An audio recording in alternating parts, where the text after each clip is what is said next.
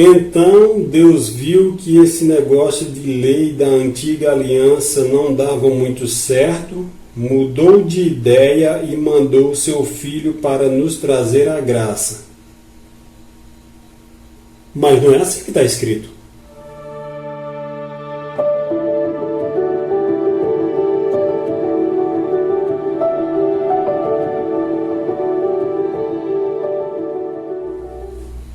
Olá, meus queridos irmãos, que a paz do Senhor nosso Deus domine e reine em vossos corações. Eu sou Rodrigo Mendes e esse é o canal Reflexão Cristã. Hoje iremos falar um pouquinho sobre as diferenças entre lei e graça. Porém, não há como abordar com profundidade dois assuntos tão complexos como a lei e a graça em um vídeo apenas. Então, em uma outra ocasião, irei falar separadamente deles. Vou tentar nesse vídeo apenas responder as seguintes perguntas. Quais as principais diferenças da lei da antiga aliança com a graça da nova aliança? Por que existem ordenanças bíblicas que praticamos hoje e outras que também são bíblicas, mas não praticamos hoje? Será que Deus mandou a lei, mudou de ideia e trouxe a graça? Ok, sem perdermos mais tempo, vamos diretamente para essas características. Para ficar visualmente mais claro, esse quadro irá destacar alguns pontos importantes das diferenças entre a lei e a graça.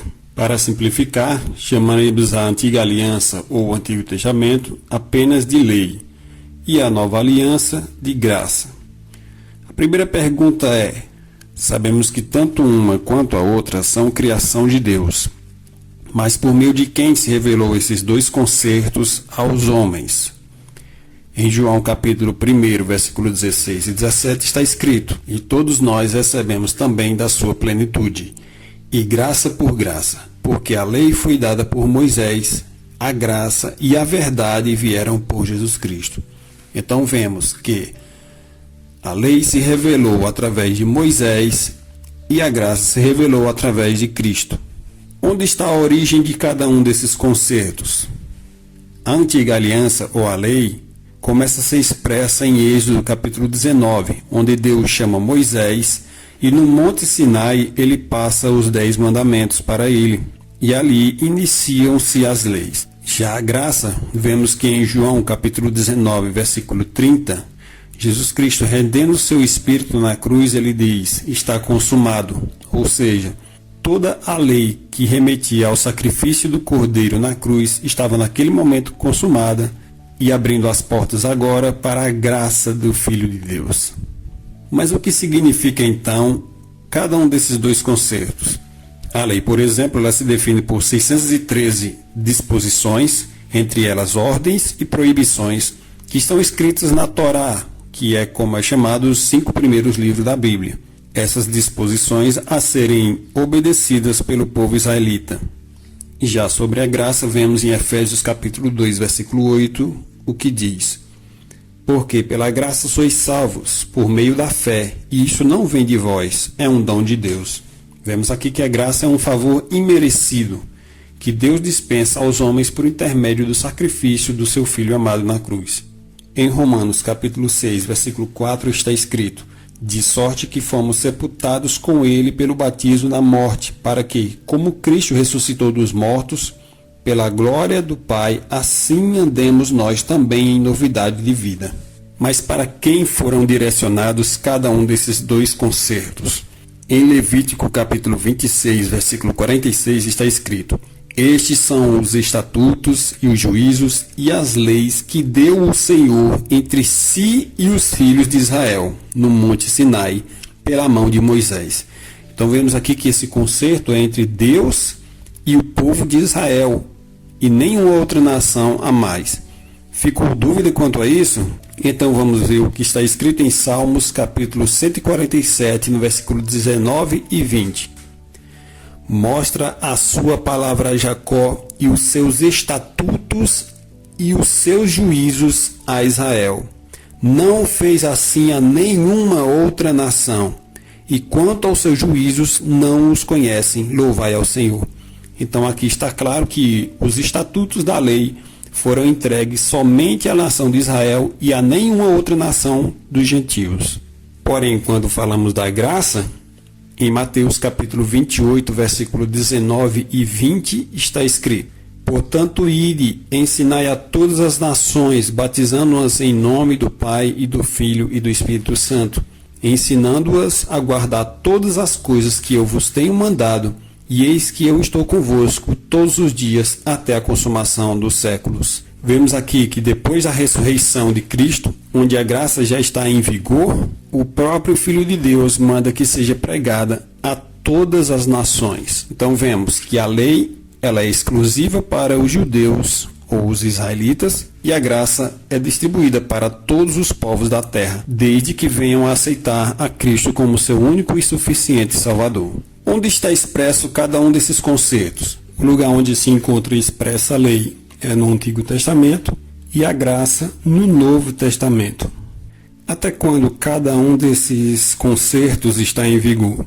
Bem, em Romanos capítulo 10, versículo 4, diz: Porque o fim da lei é Cristo, para a justiça de todo aquele que crê. Nesse caso, a lei se cumpre no sacrifício de Cristo na cruz. Mas e quanto à graça? Bem, em 1 Coríntios capítulo 13, no versículo 8, está escrito: A caridade nunca falha, mas havendo profecias serão aniquiladas, havendo línguas cessarão, havendo ciência desaparecerá. Porque em parte conhecemos e em parte profetizamos. Mas quando vier o que é perfeito, então o que é em parte será aniquilado. Então a atuação da graça nesta terra, ela é concluída com a volta do Senhor Jesus Cristo. Esse quadro, embora de uma maneira resumida, ele responde à primeira pergunta: quais são as principais características e diferenças entre a lei e a graça. Dando continuidade ao assunto, agora no que diz respeito às ordenanças inclusas nesses dois concertos, vemos 4 tipos principais delas. As expressas exclusivamente na lei, como a Páscoa e os sacrifícios de animais. As expressas na lei, mas repetidas na graça, como honrar o pai e a mãe e não comer sangue. As expressas exclusivamente na graça, como a Santa Ceia e o batismo. E as que são citadas na graça, mas não há mais ordem para dar continuidade às mesmas, como a circuncisão e o dízimo. Então podemos aqui responder à segunda pergunta, que diz respeito ao fato de não precisarmos praticar algumas ordenanças, mesmo que elas sejam bíblicas, correto? Bem, essa é apenas uma parte da resposta. Veja o que o salmista diz a respeito dessas ordenanças da lei em Salmos, no capítulo 147, nos versículos 19 e 20. Mostra a sua palavra a Jacó, os seus estatutos e os seus juízos a Israel.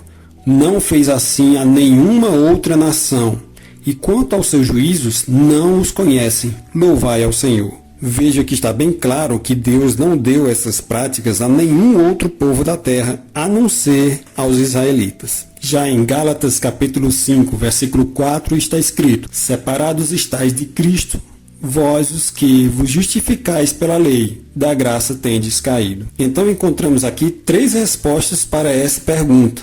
Há preceitos que são exclusivos da lei, a lei é exclusiva para Israel, e a justificação na lei pode trazer a queda da graça. Vamos agora finalmente para a última pergunta. Será que Deus criou a lei, mudou de ideia e trouxe a graça? Em Gênesis capítulo 12, Deus chama Abraão para um pacto e fala para ele: Abençoarei os que te abençoarem e amaldiçoarei os que te amaldiçoarem. Em ti serão benditas todas as famílias da terra. Isso mostra que Deus iria, através de Abraão e sua família, Israel, abençoar todas as demais famílias e nações da terra, trazendo seu filho amado. Para isso, Israel não poderia se misturar com as práticas pagãs dos demais povos. Em resumo, a lei é apenas um degrau para chegar à graça. Ela serviu para preparar um povo para a chegada do Messias. Só que, chegando ele, a lei está cumprida, terminada e acabada. Em Gálatas capítulo 4, no versículo 4, diz o seguinte: Mas, vindo a plenitude dos tempos, Deus enviou seu Filho, nascido de mulher, nascido sob a lei. Versículo 5, para remir os que estavam debaixo da lei, a fim de recebermos a adoção de filhos. Ainda em Gálatas, agora no capítulo 3, no versículo 23 e 24, está escrito: Mas, antes que a fé viesse, estávamos guardados debaixo da lei, e encerrados para aquela fé que se havia de manifestar, de maneira que a lei nos serviu de aio para nos conduzir a Cristo, para que pela fé fôssemos justificados. Note que a palavra aio aqui significa babá. Então a lei foi como que uma babá para a humanidade até o tempo da plenitude de Cristo, onde seríamos finalmente herdeiros do seu reino. Entenda também que a lei se cumpre no sacrifício de Cristo. É no momento da sua morte e ressurreição que a graça começa. Por isso que boa parte do Novo Testamento, como os 4 evangelhos, Cristo está debaixo da lei ainda. Mas depois da sua morte, a lei é cumprida, visto que toda a lei apontava para o seu sacrifício de salvação. Desde então da sua ressurreição, estamos debaixo da graça do Filho de Deus. Veja o que está escrito em Mateus capítulo 5, versículo 17. O próprio Filho de Deus fala: Não cuideis que vim destruir a lei ou os profetas, não vim abrogar, mas cumprir. Entretanto, não devemos compreender essa passagem de uma maneira equivocada. Realmente está claro aqui que Cristo não veio destruir a lei. Mas quando ele fala também que veio cumpri-la, ele não está falando no sentido de que mandaria que os seus discípulos, posteriormente na graça, continuassem a pô-la em prática. Cumprir aqui toma o sentido de finalizar, encerrar. Novamente, toda a lei apontava para o sacrifício de Cristo. Então, o cumprimento da lei, a finalização da lei, seria o seu sacrifício na cruz. Por isso, ela se torna cumprida. Jesus não está contra a lei do seu Pai, mas também não está dando a continuidade na graça. Ele está apenas cumprindo, encerrando-a.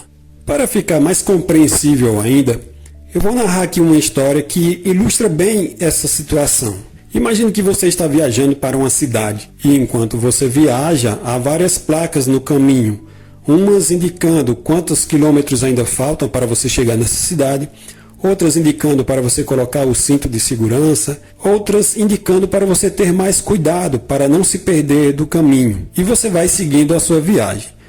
Quando você chega ao seu destino, aquelas placas já não lhe interessam mais porque você já chegou ao seu destino.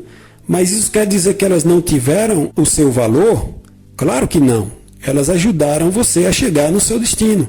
Então a lei tem o seu valor sim. A lei seria como as placas que indicariam para a humanidade o sacrifício de Cristo. Esse sim que pode nos salvar. Logo, o sacrifício de Cristo seria o nosso objetivo, como a cidade. Se chegamos na graça do Filho de Deus, já não necessitamos mais das placas.